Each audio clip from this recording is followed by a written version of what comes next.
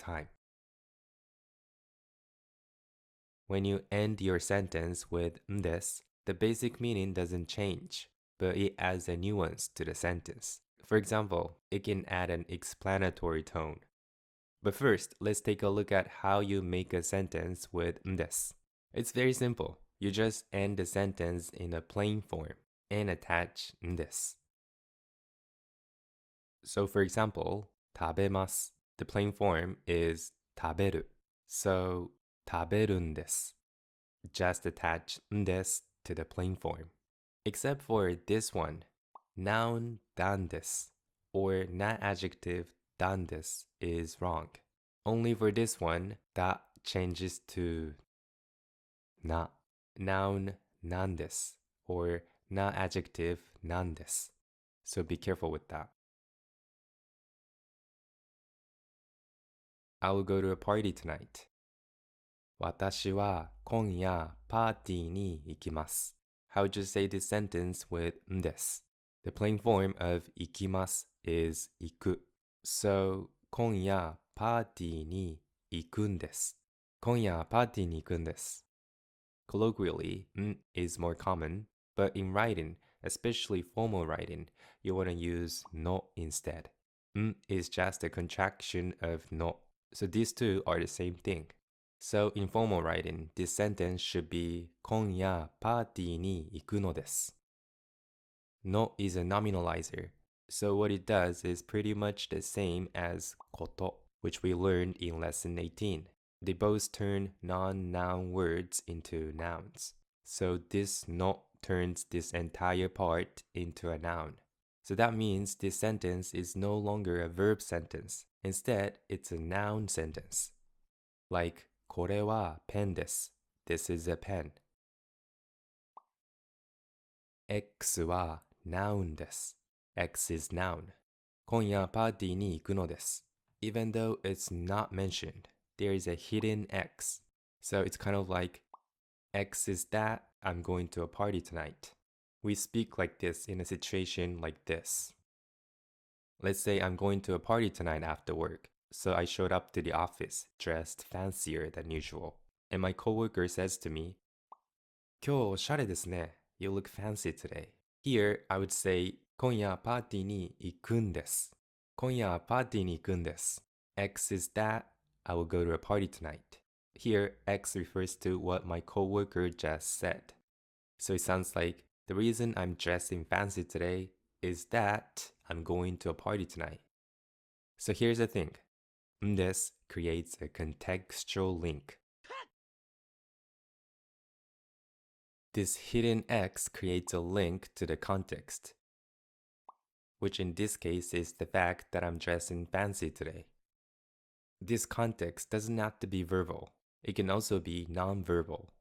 For example, even if my coworker didn't say anything, there is still a context, which is I showed up to the office looking fancier than usual. So I can say, 今夜パーティーに行くんです to preemptively explain why I look fancy today. 行くんです is the polite form. Again, colloquially, 行くのです is not common. In casual speech, like when you talk with your friends, you can say either 行くんだ or 行くの. 行くのだ is used in writing, but colloquially, it sounds unnatural and might make you sound like an anime character. 私は今夜パーティーに行くのだ. I mean, it's kind of funny, so maybe you should do it. But probably you want to stick with either 今夜パーティーに行くの or 今夜パーティーに行くんだ. People say 行くの sounds slightly more feminine, and I guess I agree with that. But you don't have to worry about it too much. I'm a guy, but I use both equally often. It's the same thing when it's a question. Let's say you came to my house and you're wet. Here, it's okay to say 雨が降っていますか? Is it raining outside? But I would use んです here. 雨が降っている. 雨が降っているんですか? 雨が降ってるんですか? This makes this a noun, and it creates a link to the context. So it's like the fact you're wet right now, is it because it's raining outside? Kind of like that.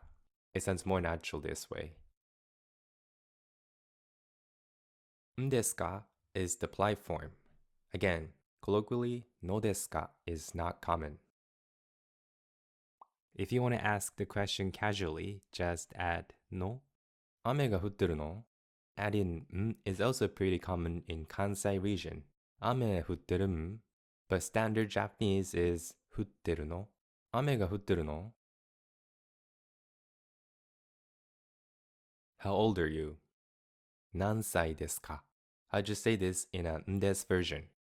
何歳 is a noun, so です changes to なんです。何歳なんですか? 何歳なんですか? Casually, 何歳なの? However, you can't just ask people 何歳なんですか out of nowhere. It sounds very unnatural if there is no context. When you use んです, the listener looks for the context that you're trying to connect to. But if there is no context, んです will sound unnecessary and make your sentence sound unnatural. Here, just 何歳ですか is much more natural. But if they say something like 35歳までに結婚したいです. I want to get married before I turn 35. Now you can say 何歳なんですか? 〇〇さん、今何歳なんですか? It's natural.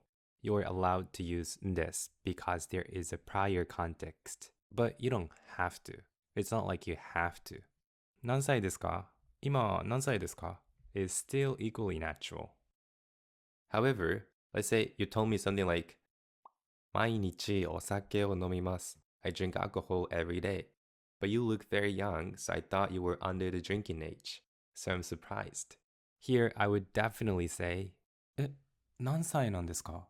Because by using です, I can make a link to the context, including my feelings. So here's the thing. We use です when we want to hint at what we are feeling, what we are thinking.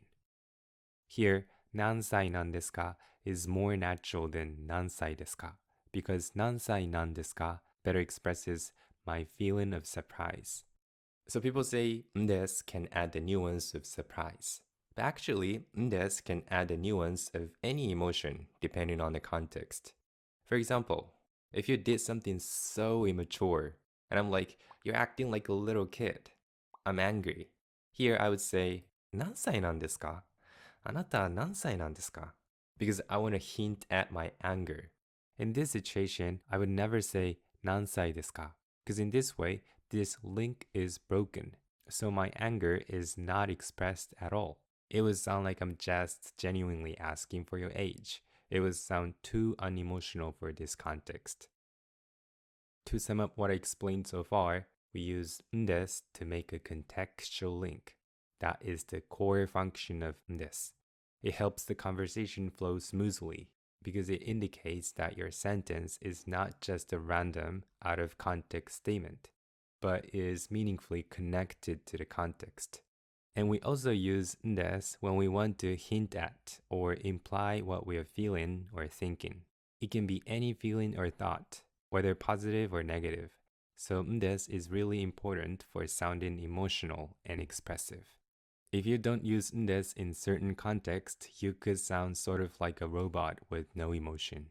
However, there's also a risk of unintentionally sounding overly emotional or implying something unintended.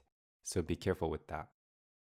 And create the contextual link not only to the context up to that point, but also to what you're about to say next.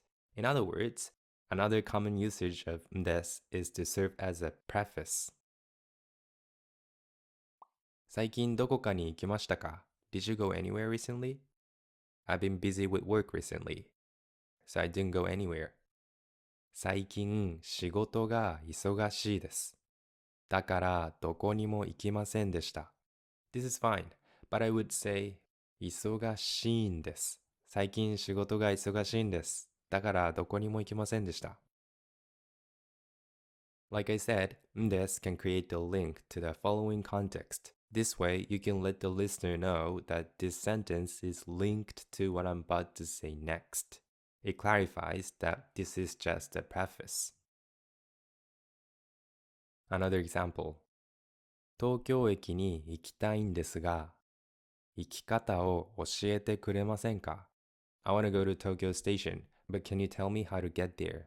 I translated this ga as but it's the same ga as in すみませんが, excuse me but. It's used to preface what comes next. This prefatory ga is very often used together with んです. This way, it's very obvious that this is just a preface to the main request. In fact, it's so obvious that you can even omit this part. For instance, at the station, just by saying 東京に行きたいんですが, then people will know that this is what you're implying, and they'll tell you how to get there. That's all you need to know about んです. But before I end this video, I want to give you one tip regarding んです used in a question. So again, you're allowed to use んです when there is a context that you're making a link to, right? So because of that, here's the thing. You're always allowed to use んです in a question if your question includes information already known as a fact, factual information that you gathered from the prior context. Here's what I mean by that. What are you doing? Is 何をしていますか? The んです version is 何をしている?何をしているんですか?何をしているんですか sounds unnatural when there is no context. For example, we wouldn't ask this way if they could respond with 何もしてないですよ. I'm not doing anything. However, you're always allowed to ask 何をしているんですか when it includes a fact. If there is a context indicating that they're doing something, for instance, if you see them working on their computer, then it's okay to ask 何をしているんですか because now you know for a fact that they're doing something. している is factual information that you gathered from the context. If someone says, 来週東京へ行きます. I'm going to Tokyo next week. You're always allowed to say, 一人で行くんですか? Are you going there alone? You're allowed to use んです because 行く to go is factual information. Because this person just said that they will 行く to Tokyo. So like this, んです is used very often to ask follow-up questions. 誰と東京に行くんですか? 何しに東京に行くんですか? Like that. どうしたんですか? Or どこが悪いんですか? is how we say what's wrong. Doctors are always allowed to ask these questions with んです to their patients who come to see them. Because from the context, which is that they came to the hospital, you can know for a fact that there is something wrong with their health. Something is wrong with their health is a fact. So it's okay to use んです. I mean, with that being said, you can always ask どうしたんですか? どこが悪いんですか? with んです. Because we ask what's wrong only when we know that there is something wrong, right? In other words, we never ask what's wrong to people out of the blue with no context, right? When we ask this question, ask what's wrong to people out of the blue with no context, right? When we ask this question, there's always a prior context, and that makes it okay to use んです.